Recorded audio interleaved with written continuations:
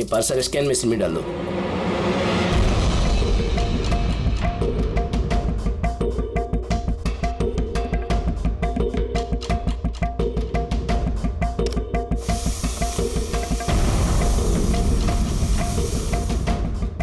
ये parcel reception में दे दो।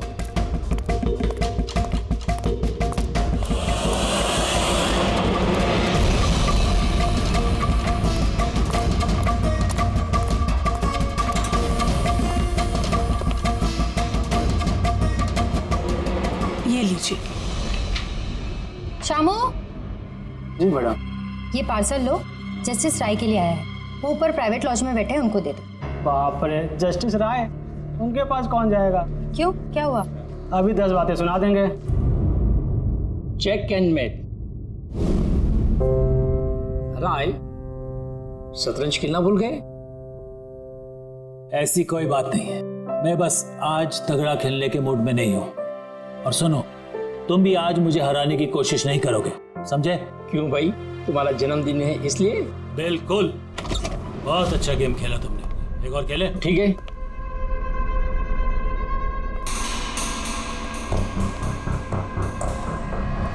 हेलो सर, राय सर। क्या है? हैप्पी बर्थडे सर, आपके लिए पार्सल आया। ठीक है, रखो इधर, रखो इधर आओ। अब क्या हुआ सर? ये लो। Thank you sir, thank you very much sir. Happy birthday sir. कुछ चाहिए तो बोलिएगा सर। ठीक है। उसने सोचा भी नहीं होगा डांट की जगह टिप मिलेगी।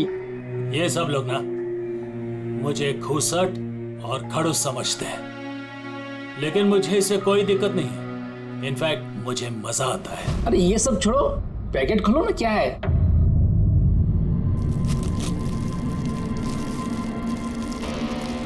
ये है क्या? देश के सर्वश्रेष्ठ कानूनी दिमाग को सम्मान पूर्वक भेंट। कोई नाम नहीं?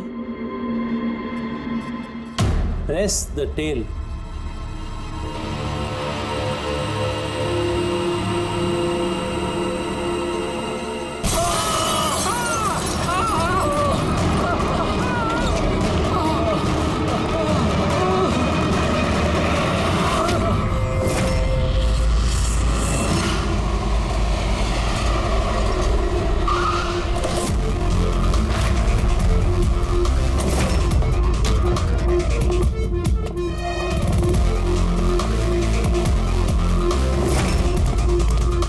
आपने कहा था बॉम्ब ब्लास्ट हुआ?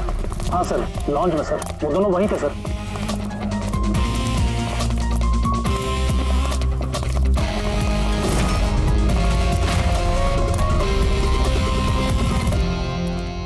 ये देखिए सर। यहाँ तो कांच ही कांच है।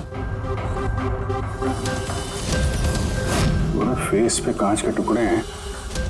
जख्म बहुत गहरा नहीं दिख रहा है। खून भी ज्यादा निकला नहीं है, तो फिर उसकी मौत कैसे होगी? सर, शायद बक्से के अंदर कांच के टुकड़े रखे होंगे। हाँ सर, इसमें एक कांच का शोपीस था। स्कैन करते वक्त गार्ड ने देखा था। एक्चुअली सर, आज जस्टिस राय सर का बर्थडे था ना, इसीलिए ये बॉक्स किसी ने भेजा था। लेकिन सर, ये बॉक्स तो मेटल डिटेक्टर स्कैनर सबसे क्लियर होके आया था। फिर पता नहीं क्यों ये सब हो गया। सर, हमारे ज़्यादातर क्लाइंट्स हाई प्रोफाइल जजेस और लॉयर्स हैं, और उनमें से ज़्यादातर ऐसे हैं जिनकी जान को खतरा है। इसलिए हम उनकी सिक्योरिटी और प्राइवेसी का पूरा ख्याल रखते हैं सर। तो आज क्या हुआ? हाँ? सर, प्रेस द टेल, क्या है ये? जो कुछ इस बॉक्स में होगा शायद उससे रिलेटेड है। ये पार्सल तो जस्टिस राय के लिए था। ये जस्टिस लाल बिना वजह मारे गए। शौपथन, अब ये ऑनलाइन शॉपिंग की गई है। चारों तरफ कांच बिखरे हैं। इन लोगों का कहना था कि धमाका हुआ है,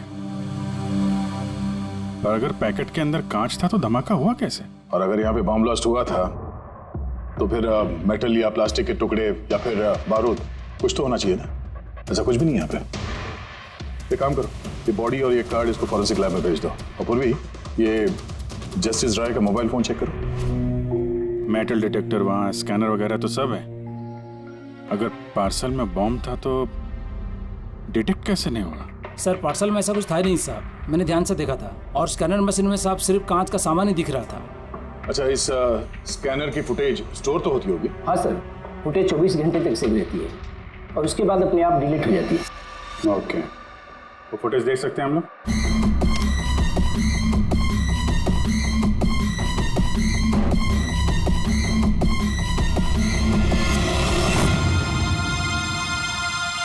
ये क्या?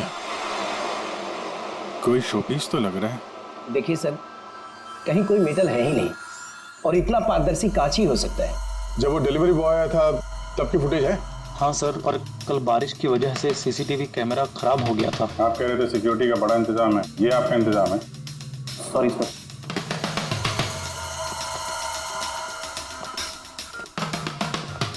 अब दे के हमारे पास यही एक सुराग बचा है, वो कुरियर आईडी, बस। चलो, एक छोटा सुराग तो हाथ लगा। बाकी फॉरेंसिक लैब में साड़ू के साथ भी कुछ ना कुछ जरूर ढूंढ निकालेंगे।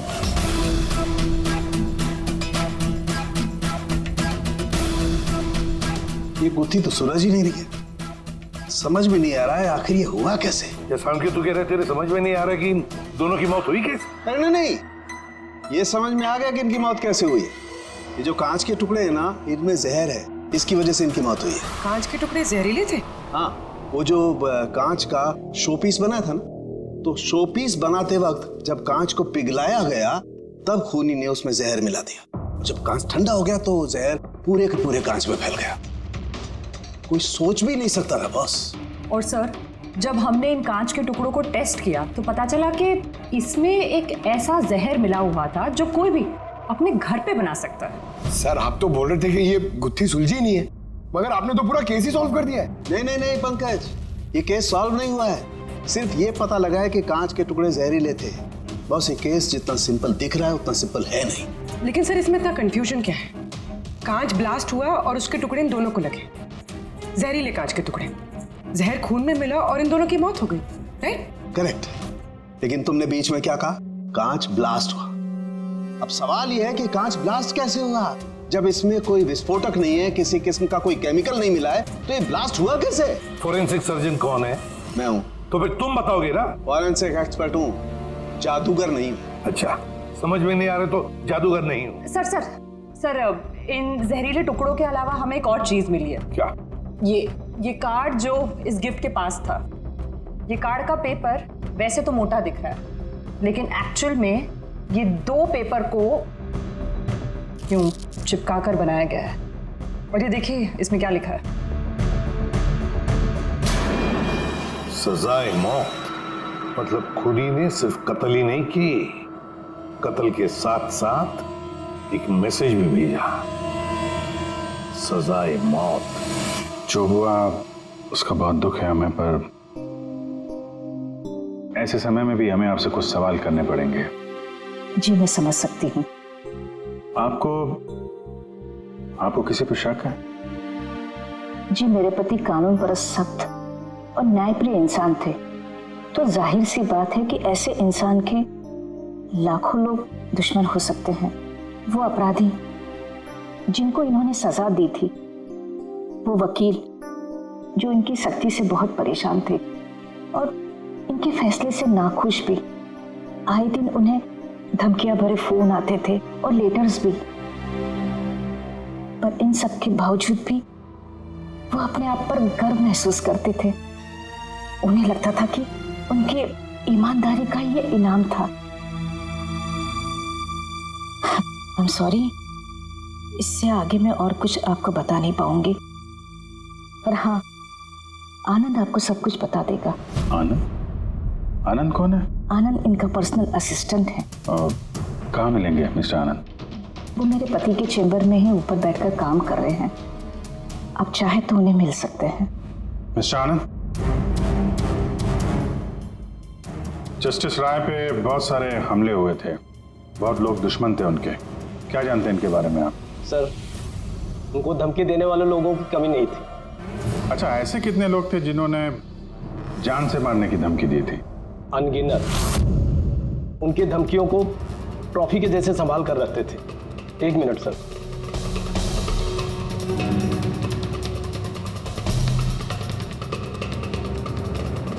ये रही उनकी ट्रॉफीज। ये सचमुच ज्यादा है। लोग उन्हें बहुत सख्त समझते थे, लेकिन सच पूछो तो सर बड़े ईमानदार और न्यायप्रिय थे। यहाँ तक वकील भी उनसे डरते थे और अपराधी उनके नाम से कांपते थे। धमकी भरे खत तो ठीक है, लेकिन ये पत्थर और स्याही क्यों? कई साल पहले किसी ने खिड़की से पत्थर फेंका था तो सर ने पत्थर भी रख लिया था। और ये स्याही की बॉटल? अरे सर ये तो कुछ ही महीने पहले की बात है।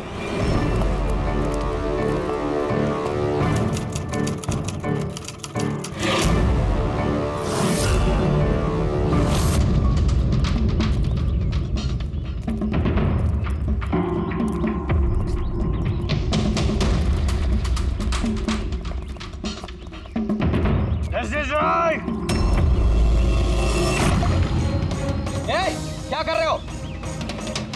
तुम्हारी इसी स्याही ने मेरी जिंदगी बर्बाद की थी, याद है ना? अभी चाहकर भी भूल नहीं पाओगे मुझे, नहीं भूल पाओगे तुम। रखो, आनंद जाके बॉटल लाओ। ठीक है सर। ओके। अब ये बॉटल सोवेनियर बनेगी हमारी स्टडी रूम में। Yes sir. कमल को इस हरकत की वजह से फिर से जेल हुई, शायद अब भी जेल में ही हो। बेटी, ये सारी चीजें अपने कब्जे में ले लो। और मिस्टर आनंद, जज साहब को जिन जिन लोगों ने धमकी दी है सबकी डिटेल चाहिए, हमें सबकी लिस्ट चाहिए। यार वीरेन प्लीज यार एक बार फिर से पता करो यार, शायद कुछ पता चल जाए। सर जब ये पॉसिबल है ही नहीं तो पता चलेगा कैसे? देखिए आप सिर्फ मुझे कांच के टुकड़े दिखा रहे हैं, ना इसमें बारूद है, ना केमिकल है, ना कोई मेटल और कोई विस्फोटक पदार्थ भी तो नहीं है इसमें कि हमें पता चल सके कि ये ब्लास्ट की वजह क्या है। अरे यार वीरेन, वहां पर जो कुछ था वही दूंगा ना, वहां पर सिर्फ कांच के टुकड़े थे और कुछ नहीं था। तो सर ये बॉम्ब ब्लास्ट है ही नहीं, क्योंकि दुनिया में ऐसा कोई भी बॉम्ब नहीं बना है जो सिर्फ कांच के टुकड़ों से बना हो। कांच में विस्फोटक गुण होते ही नहीं है सर, ट्राई टू अंडरस्टैंड। मुझे मालूम है कांच में विस्फोटक गुण नहीं होते, लेकिन वहां पर ब्लास्ट हुआ है, ब्लास्ट में सिर्फ कांच के टुकड़े मिले और कुछ मिला ही नहीं है यार। तो सर आई विश कि आप ये केस जल्द से जल्द सॉल्व कर लें, ताकि हमें भी तो पता चले कि ये ब्लास्ट हुआ कैसे। सर आप लोग कांच के गुणों के बारे में बात कर रहे हैं ना? मैं ऐसे किसी को जानती हूँ जो हमारी हेल्प कर सकती है। ग्रेट। सर उसको हर तरह के कांच के बारे में पता है। आई थिंक हमें एक बार उससे मिल लेना चाहिए। मिलते हैं तारिका, तुम जिससे कहोगी उससे मिलते हैं। बस मुझे सिर्फ ये पता करना है कि आखिर ये ब्लास्ट हुआ कैसे।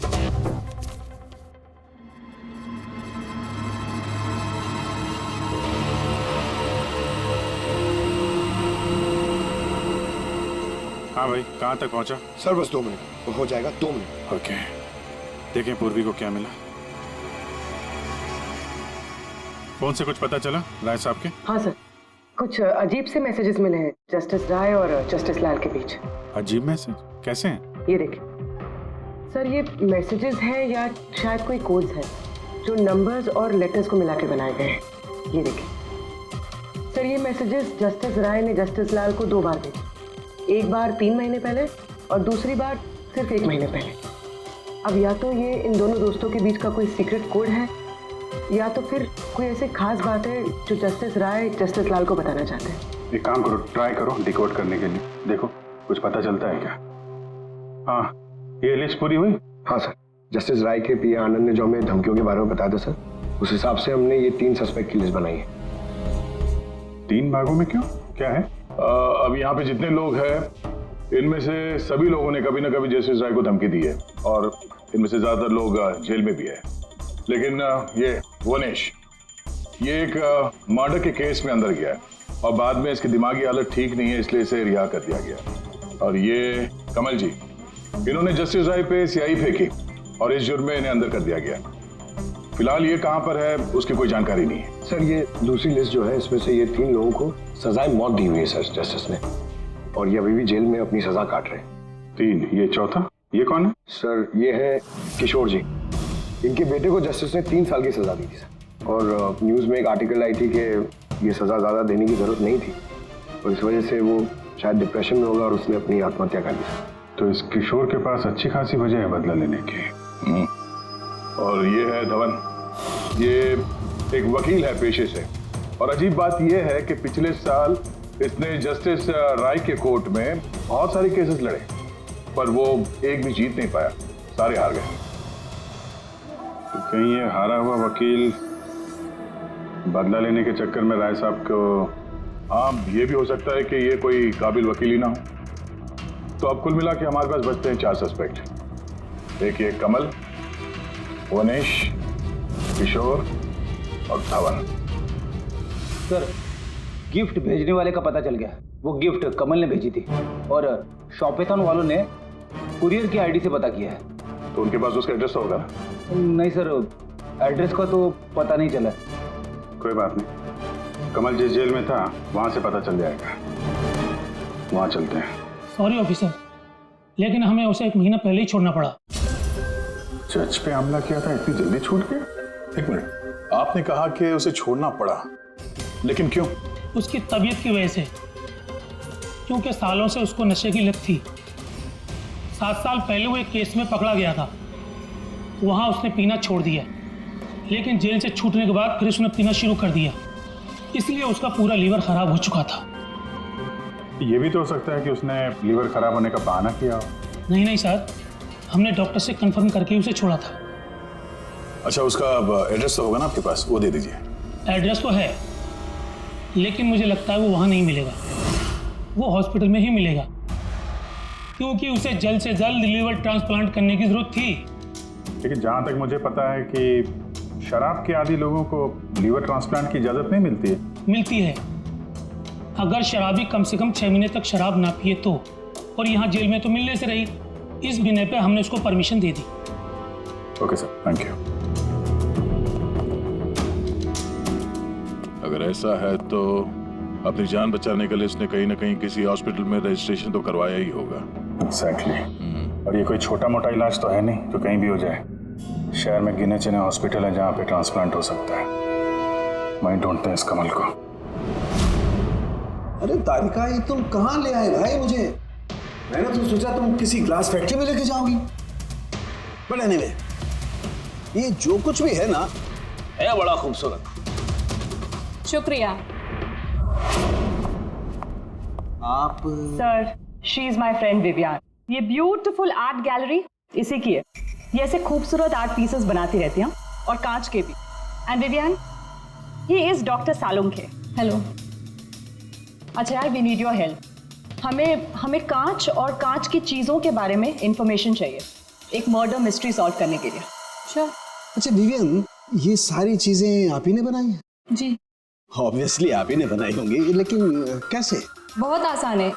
वैसे तो ज़्यादातर चीज़ें कांच को पिघलाकर बनी है। प्रोपेन टॉर्च से कांच पिघलाया जाता है और उसी पिघलाए हुए कांच को मनचाहा आकार दे दिया जाता है। अच्छा हाँ, ये एक एक्सरे इमेज है कांच के शोपीस का, लेकिन सरप्राइजिंग बात यह है कि ये पूरा ब्लास्ट हो गया। Do you think it's possible? इसका आकार तो बूंद जैसा है, लेकिन समझ में नहीं आ रहा कि ये है क्या। विवियन, एक बार जरा फिर से देखो गौर से। शायद कुछ ऐसी चीज हो जो तुमने अभी तक देखी नहीं।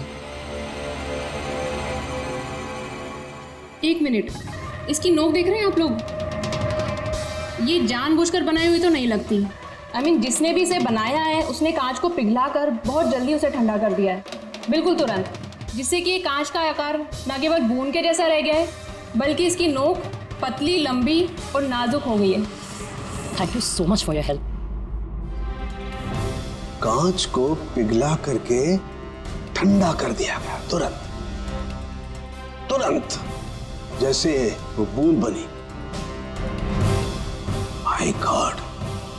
तारिका, हमें लैब में चलना है तुरंत, फौरन। और हाँ, वो विवियन, हमें आपकी वो प्रोपेन टॉर्च चाहिएगी प्लीज। किशोर, धवन, भुवनेश, अब तीनों को जस्टिस राय के खून के सिलसिले में यहां बुलाया गया है।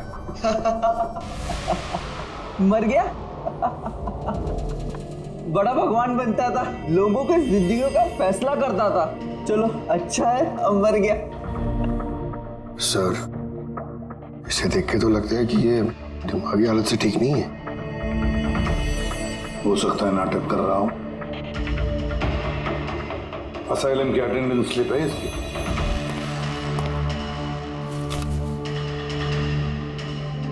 सर इसमें तो लिखा है कि 1 महीने से बाहर ही नहीं गया असाइलम से। और ये रिपोर्ट खुद डॉक्टर ने बनाई, ये देखिए। ठीक है, ले जाओ इसे। चलो चलो उठो।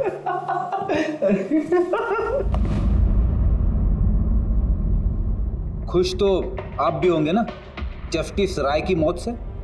देखिए, मैं मानता हूं कि मेरे बेटे ने गलती की थी, गलत संगत में पड़ गया था वो, लेकिन न तो उसका गुनाह इतना बड़ा था और न ही उसकी उम्र कि उसे माफ न किया जा सके।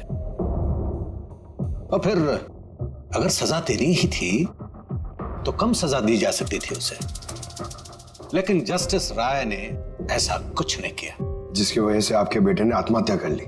जी। और आप जस्टिस राय को उसका जिम्मेदार मानते हैं? बिल्कुल मानता हूं, और मैं खुद को भी जिम्मेदार मानता हूं। शायद मेरी अपनी परवरिश में कोई कमी रह गई थी। और धवन जी, आपने पिछले साल में जस्टिस राय के कोर्ट में 17 केसेस लड़े हैं और आप 17 के 17 केसेस हार गए। आपको भी गुस्सा आया होगा, इसलिए आपने तो इस वजह से मैंने उनका खून कर दिया, ऐसा सोच रहे हैं आप? इससे बचकानी सोच कोई हो ही नहीं सकती। इस वजह से कोई किसी का खून करता है क्या? इस जजमेंट की वजह से आपके क्लाइंट्स आपको छोड़कर चले गए, वकील के तौर पर आपकी बदनामी हुई। जस्टिस राय ने ना सिर्फ आपके खिलाफ जजमेंट दी, बल्कि आपके प्रैक्टिस के खिलाफ, आपकी वकालत के खिलाफ जजमेंट दी। सर, मैं मानता हूं आपने जो कुछ भी कहा सच है, लेकिन इससे यह कतई साबित नहीं होता कि मैंने उनका खून कर दिया है। धवन जी, साबित नहीं हुआ तो क्या हुआ, हो तो सकता है ना। देखिए सर, मेरी इतने सालों की प्रैक्टिस है, इस पेशे में कोई नया नहीं हूं मैं। सर, मैंने इतने सालों तक मेहनत करके बहुत नाम कमाया है, लोग जानते हैं मुझे। और सर, जिस वक्त जस्टिस राय का खून हुआ, उस वक्त मैं कहां था, क्या कर रहा था, किसके साथ था, इन सब बातों का ब्यौरा दे सकता हूं मैं, वो भी गवाहों और सबूतों के साथ। एक बात मत भूलिए धवन जी, खून एक पार्सल की वजह से हुआ है, और जिस वक्त खून हुआ उस वक्त खूनी वहां पर मौजूद नहीं था, समझे आप? इसलिए आपके गवाह और आपके सारे सबूत हमारे लिए कोई मायने नहीं रखते। आप सिर्फ भूलिएगा मत कि जब तक ये केस सॉल्व नहीं होता, आप हमारे शक के दायरे में हैं।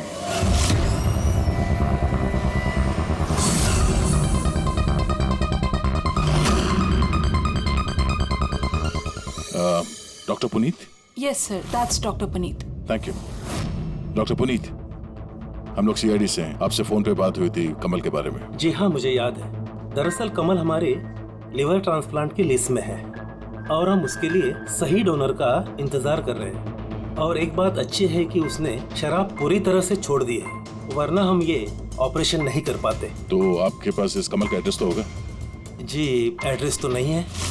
तो डॉक्टर साहब, उसको अगर डोनर मिल गया तो आप उसे कांटेक्ट कैसे करेंगे? सिंपल है, हम डोनर्स और जरूरतमंद पेशेंट की लिस्ट हमारी वेबसाइट पर अपलोड कर देते हैं और सभी पेशेंट्स अपने डोनर्स की सही लिस्ट वहां पे देखते हैं और हमें कांटेक्ट करते हैं।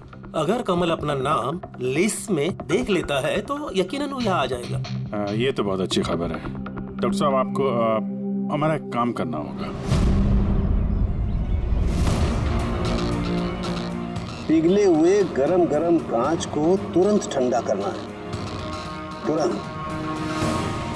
और पानी से ज्यादा अच्छा ये काम और कौन कर सकता है?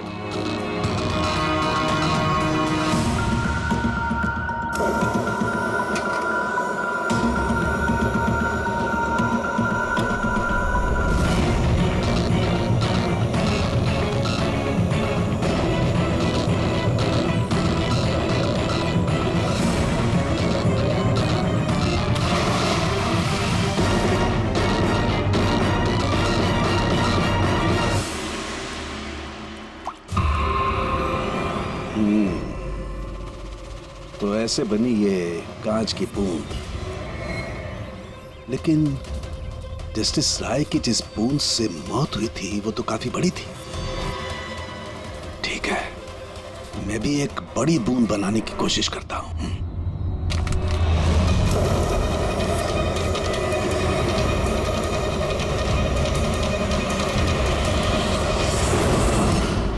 ये कोड्स आखिर है क्या? कुछ पता ही नहीं चला। My God!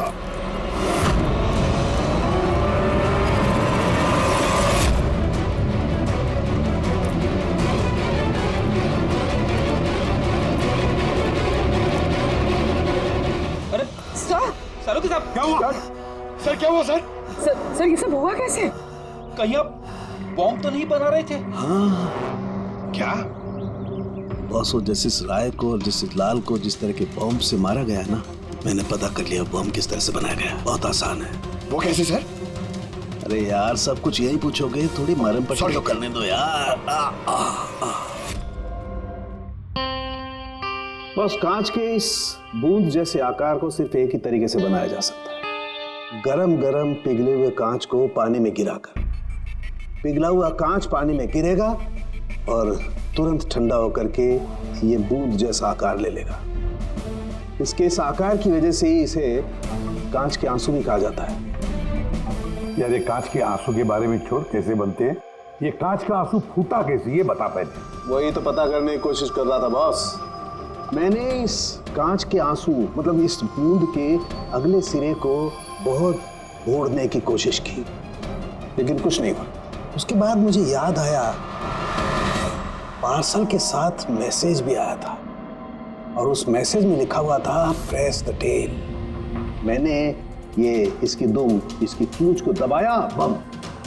आपको मालूम ही है सर, ये पूंछ दबाई और टूट गया, ये कुछ समझ में नहीं आया। मैं समझा। दरअसल ये सब कुछ होता है कांच के अणुओं में भीषण भौतिक तनाव की वजह से। जैसे ही कांच, गरम गरम कांच, पिघला हुआ कांच एकदम ठंडा होता है, इसके अणुओं में बहुत जबरदस्त भौतिक तनाव हो जाता है और फिर इसकी पूंछ को जब तोड़ा गया तो जबरदस्त भौतिक तनाव की वजह से इसके अणु एकदम बिखर गए और बूम, ब्लास्ट। ये सब कुछ कोई आम आदमी जान ही नहीं सकता। इसे जानने के लिए भौतिक विज्ञान की अच्छी खासी जानकारी होना बहुत जरूरी है। यानी कातिल कोई ऐसा है जो ये सब अच्छी तरह से जानता है। डॉक्टर पुनीत अपनी केबिन में है? हाँ सर है। Thank you. डॉक्टर साहब मेरे लिए डोनर मिल गया? हाँ, कब है मेरा ऑपरेशन, कब कर सकते हैं? वो अभी हम आपका ऑपरेशन नहीं कर सकते क्योंकि आपके लिए सही डोनर नहीं मिला है। ऐसे कैसे हो सकता है डॉक्टर? मेरा नाम लिस्ट में सबसे पहले था।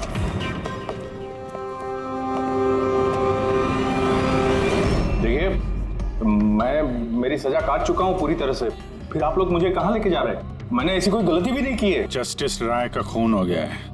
क्यों किया खून? जस्टिस राय का खून? लेकिन मैंने कुछ नहीं किया।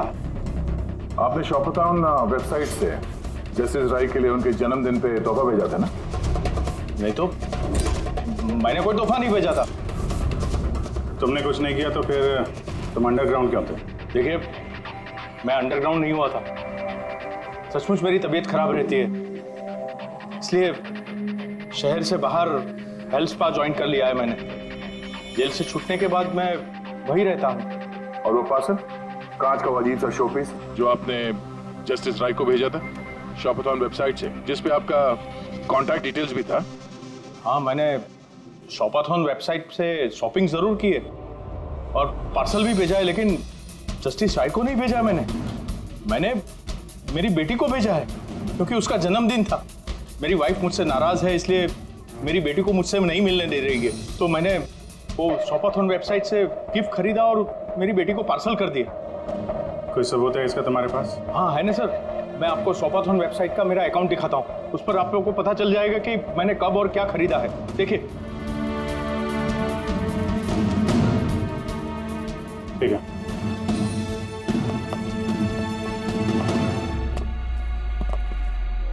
ये आदमी तो वाकई सच बोल रहा। इसने तो वो गिफ्ट अपने बेटी के लिए खरीदा था, और वो भी जस्टिस राय की मौत के 2 हफ्ते पहले।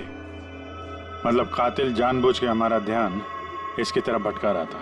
यानी वो जो कोई भी है, उसे कमल की पूरी हिस्ट्री के बारे में मालूम था। उसने उसके घर से वो पार्सल का डब्बा चुराया, उसमें कांच का सामान रखा और किसी तरह से जस्टिस राय तक पहुंचा दिया।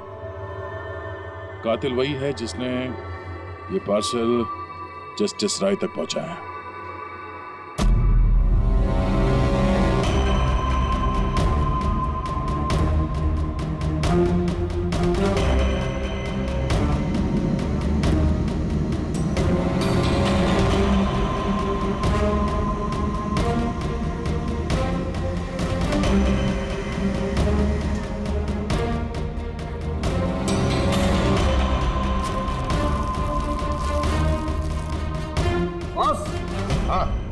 एक मिनट जरा, तो उसे देखो, इस एड्रेस के नीचे की तरफ एक और एड्रेस, और ये दोनों पते अलग अलग हैं। डैम इट, एक सुराग मिला था वो भी गलत निकला। मतलब कमल बेकसूर है। बस मैं इस कागज को लैब में ले जाकर के अच्छी तरह से चेक कर लेता हूँ। ठीक है सब मिल गया। एक सबूत गया तो दूसरा मिल गया, कोड डिकोड हो गया। कोड में क्या है सर? वो कोई कोड्स नहीं है, सिंपल मैसेजेस है। उन दोनों डेट्स पे जब जस्टिस राय ने जस्टिस लाल को मैसेजेस भेजे थे, उन दोनों डेट्स पे दो बातें कॉमन थी। कौन सी बात? सर पहली बात, उन दोनों डेट्स पे दोनों जजेस में से एक शहर से बाहर था, और दूसरी बात, उन दोनों डेट्स पे संडे था। जिस दिन कत्ल हुआ है उस दिन भी संडे था। Exactly sir. और मारे जाने से पहले वो दोनों शतरंज खेल रहे थे। यस। जो मैसेजेस जस्टिस राय ने जस्टिस लाल को भेजे हैं वो कोई कोड्स नहीं, शतरंज की चालें थी। वो दोनों चाहे कहीं भी हो अपना शतरंज का खेल जरूर पूरा करते थे। जहां छोड़ा अगली बार वहीं से पकड़ते थे। मतलब दोनों भी जजेस संडे के दिन शतरंज खेलते थे, और ये बात कातिल जानता था, इसीलिए उसने उसी संडे को खुद अपने हाथों जाकर वो पार्सल डिलीवर किया। वो जानता था कि जस्टिस राय वहां होंगे। सर वो ये भी जानता था कि जस्टिस लाल भी वहां पे होंगे। बिल्कुल सही कहा तुमने अभिजीत, बिल्कुल सही कहा। हम तो ये सोचकर चल रहे थे कि कातिल ने जस्टिस राय पर हमला किया, पर उस एक्सप्लोजन में जस्टिस लाल की जान बेवजह चली गई। हालांकि असली बात तो ये है, कातिल चाहता था कि जस्टिस राय के साथ साथ जस्टिस लाल को भी खत्म कर डाले। किशोर, जतिन, भुवनेश, इन तीनों की कुंडली निकालो, देखे तो सही कि इनमें से किसी के पास कोई वजह थी इन दोनों जजेस को मारने की। और फिर धवन, पता लगाओ उसके सारे के सारे केसेस उसने जस्टिस लाल के कोर्ट में लड़े थे, वो क्या है और किसके हैं। सर, हाँ सर, धवन के बारे में पता करके आ रहा हूँ। जस्टिस लाल के कोर्ट में सर वो 100 में से 75 केसेस आ रहा था।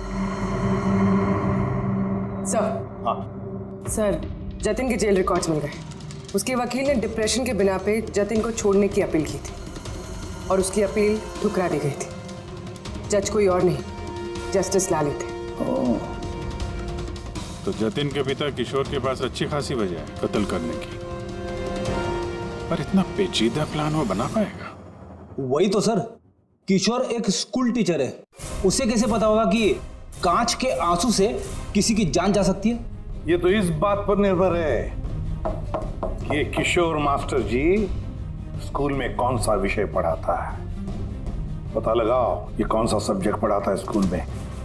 रही बात धवन की, उसके पास एलिबाई है, तो बस इन दोनों के एलिबाई फिर से चेक करो अच्छी तरह से। बच्चों, आज मैं तुम्हें एक नया एक्सपेरिमेंट सिखाऊंगा। जानते हो किसका?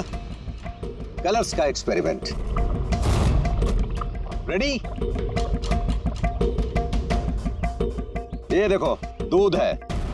अब मैं इसमें डिफरेंट कलर्स के एक एक ड्रॉप डालूंगा।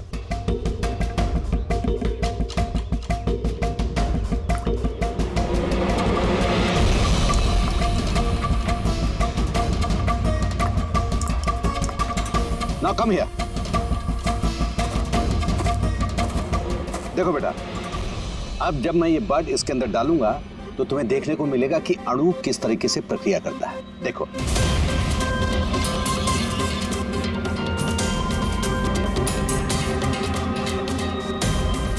देखा? इसे कहते हैं विज्ञान का जादू। कमाल है। नहीं, मैं आपके प्रयोग की बात नहीं कर रहा हूं, आपके बारे में बात कर रहा हूं। आपने कभी बताया नहीं कि आप विज्ञान पढ़ाते हैं? आप लोग यहाँ, मैं तो बस वो प्राथमिक विज्ञान पढ़ाता हूँ। आपने बच्चों को वो कांच के आंसू वाला प्रयोग दिखाया नहीं? कैसे पूंछ दबाते ही ब्लास्ट हो जाता है। हाँ? आप क्या बात कर रहे हैं? मुझे नहीं पता। आपको सब पता है। अब जरा इन बच्चों को जाने के लिए कहिए। बच्चों, आज के लिए छुट्टी, बाकी की पढ़ाई कर जाओ तुम लोग। प्रोफेसर को पहचानते हैं आप?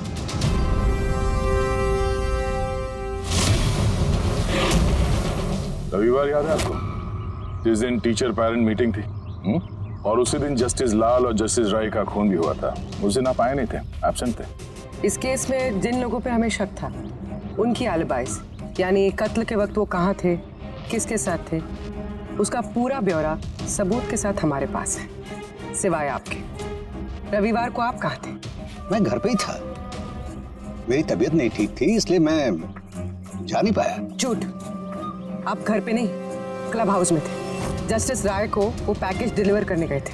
अगर मैं मान लूं कि आप ठीक कह रही हैं, कोई सबूत है आप लोगों के पास? सबूत तो खैर अभी नहीं है। अच्छा, ये जो आप ये जो प्रयोगशाला यहाँ बनाया हुआ आपने, यहाँ पे जो बच्चों को दिखाते हैं, इसके अलावा कहीं प्रयोग करते हैं या यही जगह है? नहीं, बस यहाँ पे यही एक खुली बड़ी जगह है जहाँ मैं बच्चों को कुछ इंटरेस्टिंग प्रयोग बताता हूँ। अच्छा,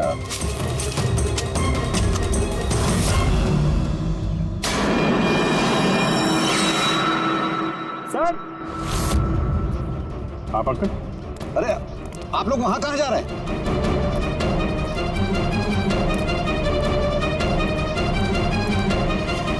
अरे, ये क्या कर रहे हैं आप? प्रोफेसर साहब, आपको सबूत चाहिए था ना, वही ढूंढ रहे हैं। सर, पहचान रहे ना इसे आप? ये तो एक टुकड़ा है, ऐसे बहुत सारे टुकड़े यहाँ मिलेंगे अगर यहाँ पे आसपास खोदा गया तो। क्या आपको भी पता है? ये कोई साधारण कांच के टुकड़े नहीं है डॉक्टर साहब। आपने जो एक्सपेरिमेंट्स किए थे और जो प्रयोग सफल नहीं हुए, आपने उन कांच के टुकड़ों को लाकर यहाँ पर दबा दिया, है ना? अभी आप सच बोलेंगे कि इस कांच को हम जाके टेस्ट करें? क्योंकि अगर इसने टेस्ट किया तो इसमें वो जहर जरूर मिलेगा। हाँ, मैंने ही उन दोनों को मारा है, क्योंकि उन दोनों ने मिलकर के मेरे बेटे को मारा है। मैंने उसी वक्त ठान लिया था कि इन दोनों से अपने बेटे की मौत का बदला लूंगा मैं।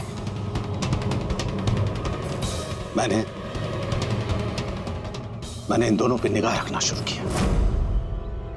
एक दिन बच्चों के लिए इंटरनेट पे कुछ अनोखे प्रयोग ढूंढ रहा था मैं, तभी मुझे ये कांच के आंसू का प्रयोग मिला। मैंने सोच लिया कि अपने बेटे को इंसाफ दिलाने का यही एक तरीका है। मुझे पता था कि कमल जस्टिस राय पे स्याही फेंक चुका है और अभी अभी जेल से छूटा है। मुझे उसकी बेटी के बारे में भी पता था। मैं जानता था कि वो उसे बर्थडे गिफ्ट जरूर भेजेगा। अरे भाई साहब, ये भी लेना।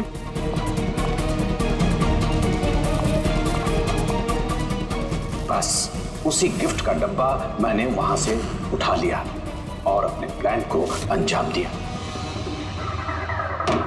मैंने उसे बहुत सावधानी से पैक किया।